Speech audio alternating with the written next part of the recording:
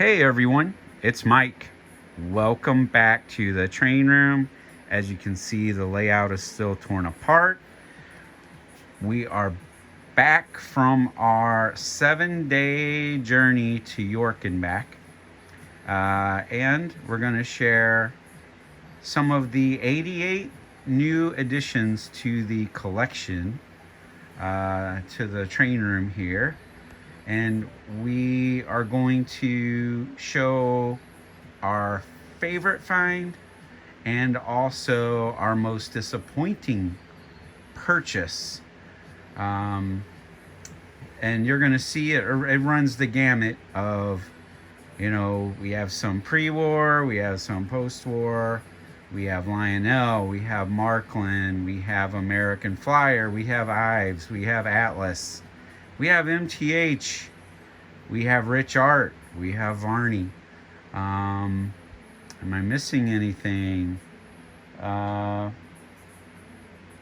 S Helper. We have S Helper track that we bought. So anyway, I'm not going to take you through each item individually, but I will go through a couple of our favorite things and a couple of things that, I feel like were sort of a waste of money. I will say there were a lot of great deals out there if you searched. And you can see the back wall of the train room has changed up quite a bit. We added back some lines that I was going to get rid of and changed my mind and started buying back again.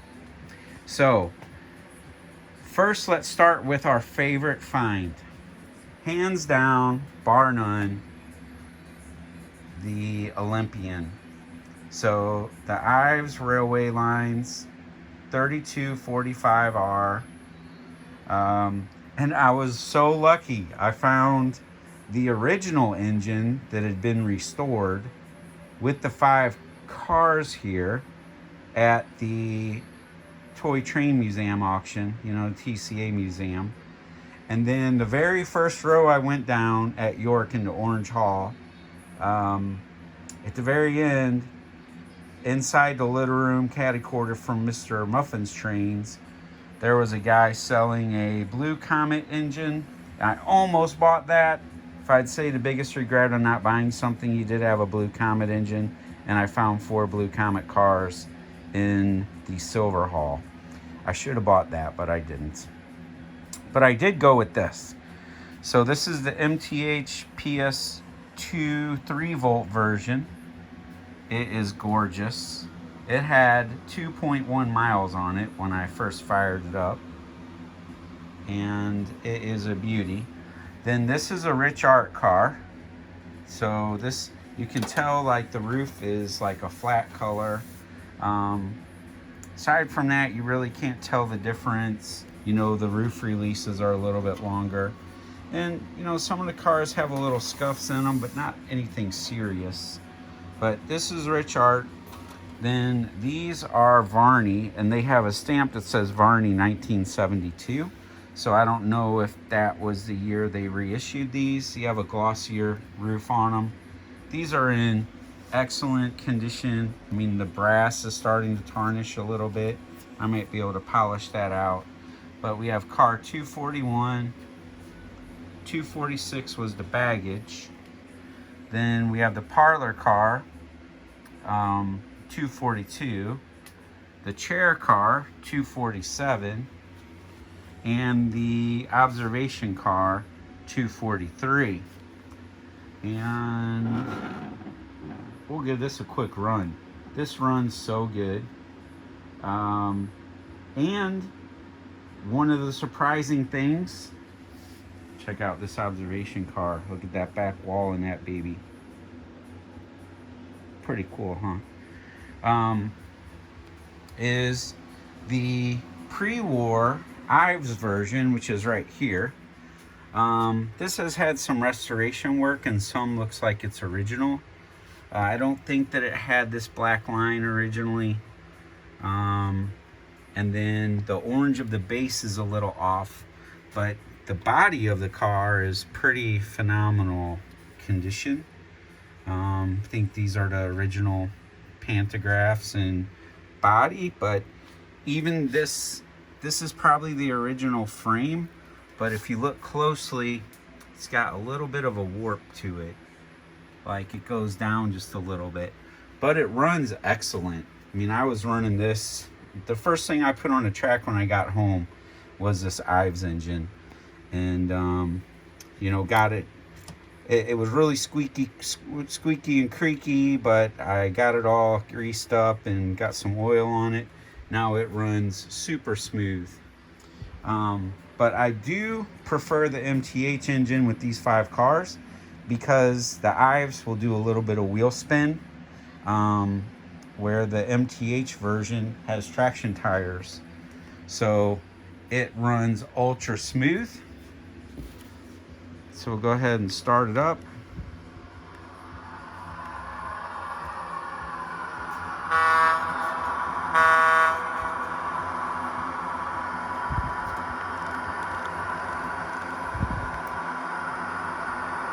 Give it a run.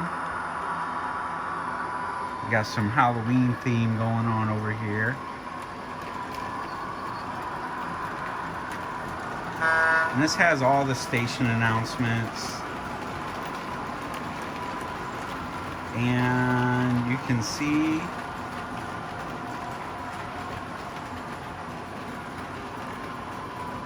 I've got it up to 9.5 miles now. So I've ran this engine a little bit.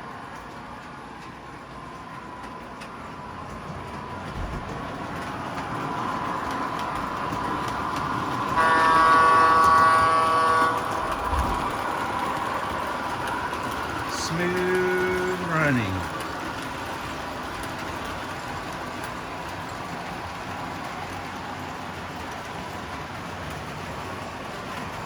All right.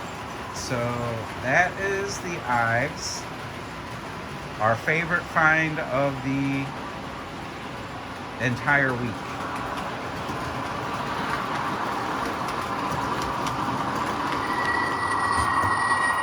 All right, I'm gonna go ahead and shut that one down.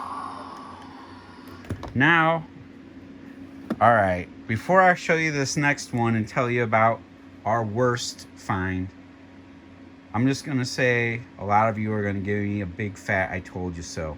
And again, I'm not on a bash Lionel wagon, but god dang, I didn't buy anything from them from the last 4 catalogs or something, like 2 years.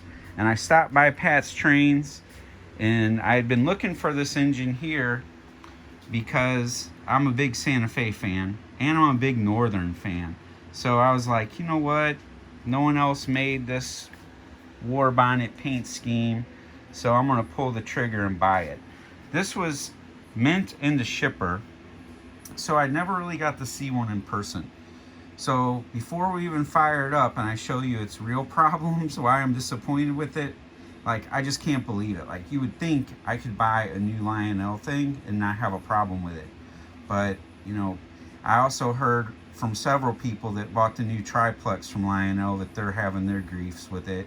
Some people having good luck, but I know 5 people that have bought it that all have a problem. And then I know there's several people I've watched videos on YouTube that don't seem to be having a problem. So mixed bag on that one. But this is a, you know, and that was a brand new, you know, they bought the tooling from MTH and all that, so I get it. It might have some quirks. But Lionel, this is nothing new. This is a Northern. They've been making Northerns forever. So I would think that they would have this all figured out. The first thing, as soon as I saw this, who had it? Brady's Trains had this on their table, one just like this, and it was open and for sale, but on the tag it said, engine is broken, we'll get it serviced by Lionel, and they were selling it anyway. But I said, oh my gosh, I mean, this is not a good sign. And I saw the color under the light in the hall, and I was like, man, that red sort of sucks. And I was hoping it was just that lighting that made it look so bad. But this is like so much of an orange red. It's like way off, pretty disappointing. Here's like the real Santa Fe color red that you would be looking for. And this is like the orangish red that's faded out some or something. So that was a little disappointing right out of the get-go before I even got the open mine. The red on the insignia is really good, but look at the difference. The red on the insignia versus the red down here. It's pretty bad. Then this one, much like a lot of my Lionels, has problems in the patina. You can see like difference in the shading of the patina in the right lights. And then it had this issue on the boiler here. You got an issue here. Then another issue that wasn't immediately apparent is I can't keep this O-ring in because after I ran the engine for about 30 minutes, this just popped up. And because this is the removable stack that you can put the different type of smokestacks on. But this silicone ring here, it must expand or something over time, because after running it, now I can't put that down in there with the ring. It just like pops back out. You know, not the biggest pain in my neck, but I'll show you what is. So, let me find where I put my Legacy remote.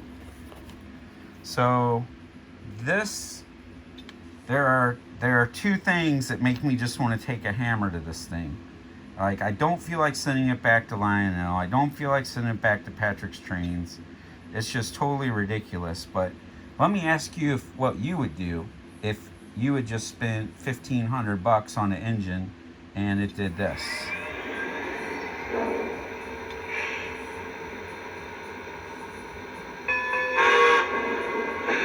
Okay, so the first problem is, notice when you blow the whistle,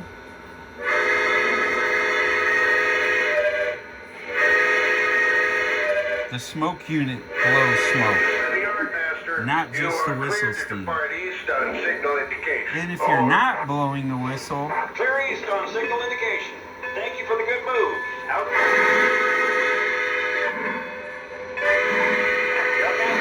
We're on the move. Over. Copy that. Out. This thing does not smoke hardly at all. But if I blow the whistle steam, smoke. Look at that. We have whistle smoke unit. If you want the smokestack to have smoke, that's how you do it. Now, the other major problem, like, man, I think it's just mimicking my limp that I have from breaking my leg. It must have known something just to be funny there, because this engine has got a serious limp. The tender is fine. I've checked the traction tires on the locomotive because that would be the obvious. If there's some, traction tire that's off or something, that would cause the engine to sort of do a limp, but that's not the case. I've reseated the traction tires. See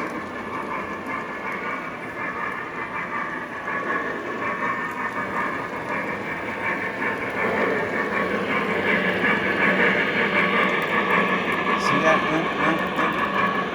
It's harder to see on video than in person. But Wes from Whitmore's Trains, when I sent him a video of it last night, he's like, I wasn't going to say nothing until you mentioned it, but that engine's got some sort of weird, like, wobble to it. And I'm like, yeah, it does.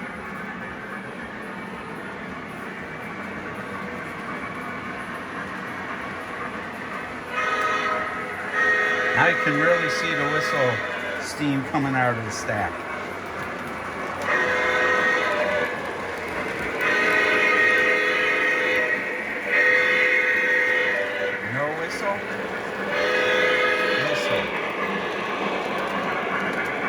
Alright, so that's enough of that. Anyway, see that? When it stopped, all the smoke came out of it. We're stopped and clear.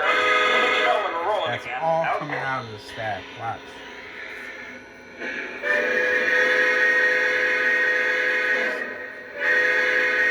But anyway, would you keep it? Would you send it back? What would you do if you bought that engine? I know a lot of you wouldn't have bought it to begin with. You know, I see your comments all the time. So anyway, that's that. So let's shut that down. In theory, it could have been a cool engine had they done the color right and it not have problems like a lot of the Lionel stuff. All right, so let's move on. Those are the Neil Young Texas Specials. I found these at a train show right before York. I already had the B unit, but I did get these from the LCCA, and they do run fine and work good. Those are Lionels. And I did buy a Texas Special set again. I sold my full set with the aluminum cars, 7 aluminum cars, to Glenn, a guy from Kansas City. And then a lady had the engines for sale in the red or white hall. So I decided to buy them again because I do like the Texas Special, and I ride my bike on what was the Katy. We have the Katy Trail here in Missouri that used to be the line for the Texas Special. The Burlington Zephyr used those tracks, and now it's converted to a bike trail. You can ride your bike all the way from St. Charles, here where I live, to almost the Kansas City on the Katy Trail. They just converted the rails to a gravel bike path. So it's pretty fun to do. So I decided to add Katy back into my collection. Then I did get these two Amtrak locomotives, and I got the 50th anniversary set and the Phase 5 set. This was Nicholas Smith Train special order. These are MTH Premier from a run that they did of the Jersey Central version, I believe. And they had these cars there for sale, and I was like, those look great, I'll take them. And then I like the 50th anniversaries I got from Tiny Tim's Trains, I think is what it's called, Trains and Toys. Then everything on that wall is tested and runs fine. Then we got the Norfolk and Western Heritage unit at the Toy Train Museum auction. That ran fine, looks beautiful. Yeah, it's crazy. Like the older Lionel stuff, you buy it and it seems to work fine. Something's going on these days, as I've mentioned in other videos. Then I did get the American Flyer with the first knuckle coupler, K335 484. It's my first American Flyer post-war steamer, and I bought some parts to fix it up because it was missing a number board, missing a bell. So it runs, it just needs a little bit of TLC, and I got that at the auction too. Then this engine was awesome. This is an original American Flyer. It has like the hard crinkle paint to it, and this thing runs the bell. You can pull up the bell, the lever to engage the bell. The reverse unit, the rod comes in and out of the back of the cab. This thing is just so cool. This is one of my favorite finds too. I found a 7-car, 21-inch newer version of the Texas Special set, which I like them because I like the windows. I like the clear windows. I didn't like the yellow windows with the glue problem on the aluminums, but I did like the aluminum car itself better because it represented more of the Texas Special style than this does, because the Texas Special cars in real life didn't have fluted roofs like that, or corrugated, whatever we would call that. But these cars were a good deal, and I'll work with them, put people and figures in them. Then some Markland, this little guy, little diesel. And this thing is just gorgeous. You know, they called it a Hudson because it had 464, but it's obviously not a Hudson.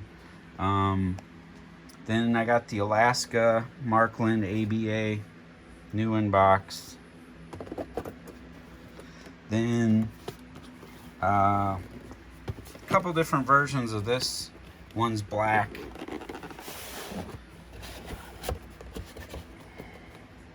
One's black, and then the other one is blue.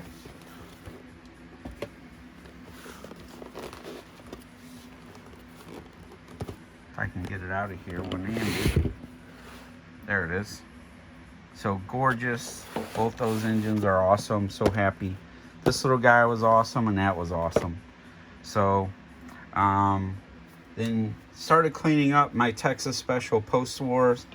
These are going to take a little bit of work. As you can see, it's missing some stuff from here, and the horn, little relay is loose inside. Did have all the porthole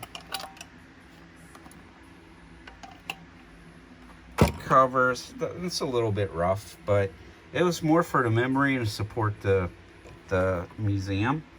So I can work with these. I mean, the B unit's definitely in better shape than the A. I'm not sure what that right there was, like someone dripped glue on it, or was it a fault in the when they made it, because it's pretty clean otherwise.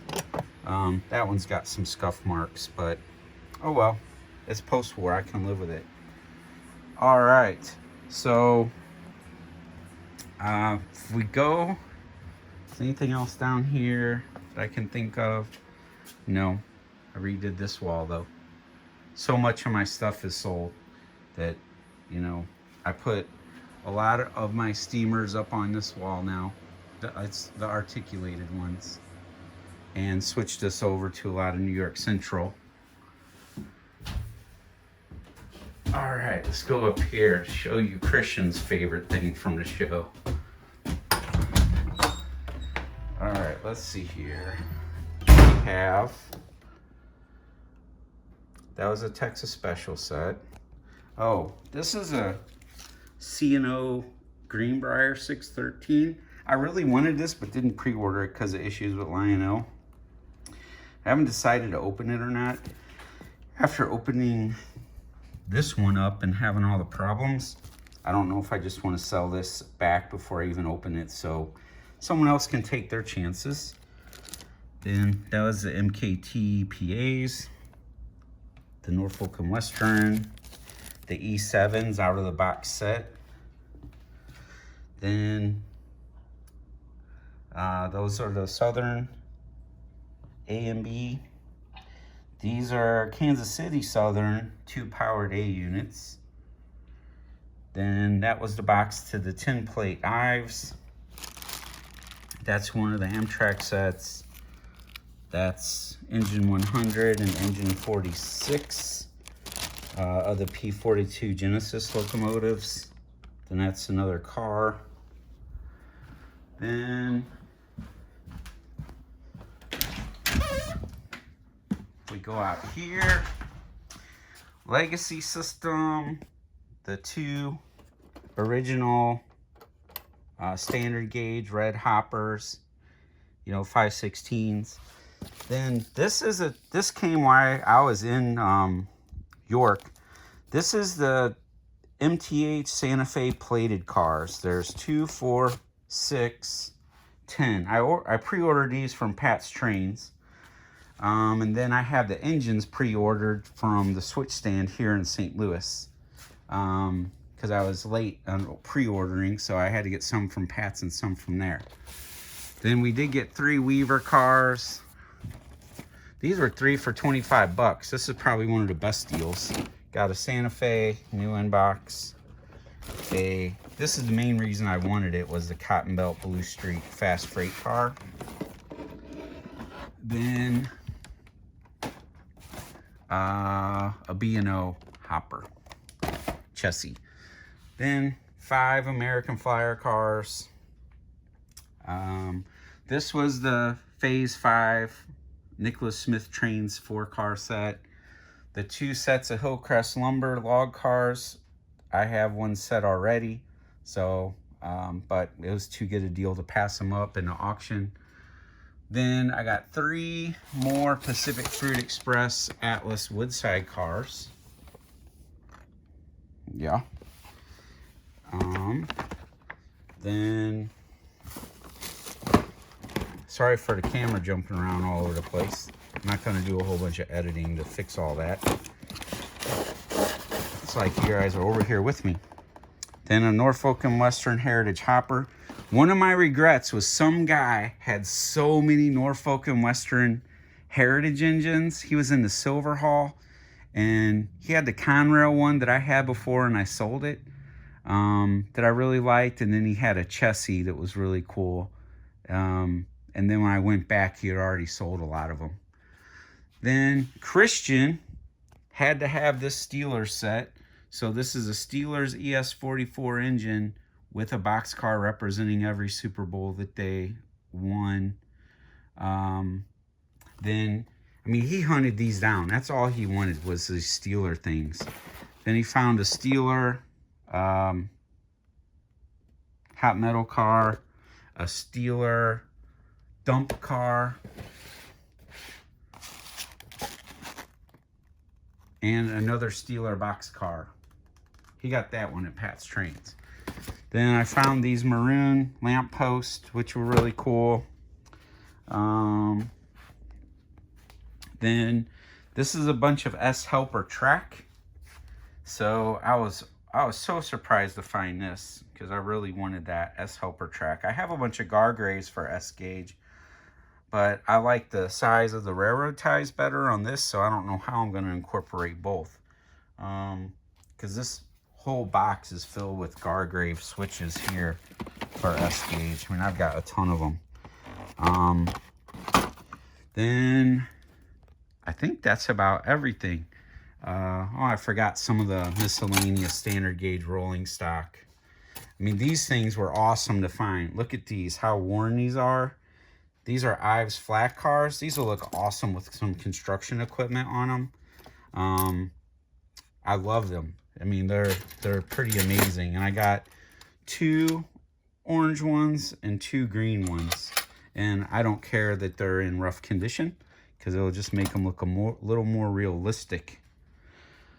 Well, that's everything I have from York. We also went to Cass, which was amazing. And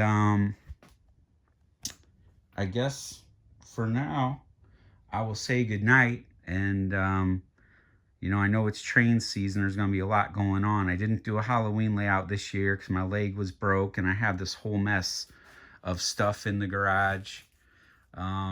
Just everything is so crazy right now. There's some of my Halloween buildings back there, though. Well, I hope everyone has a good week, and I will talk to you all next time. See ya.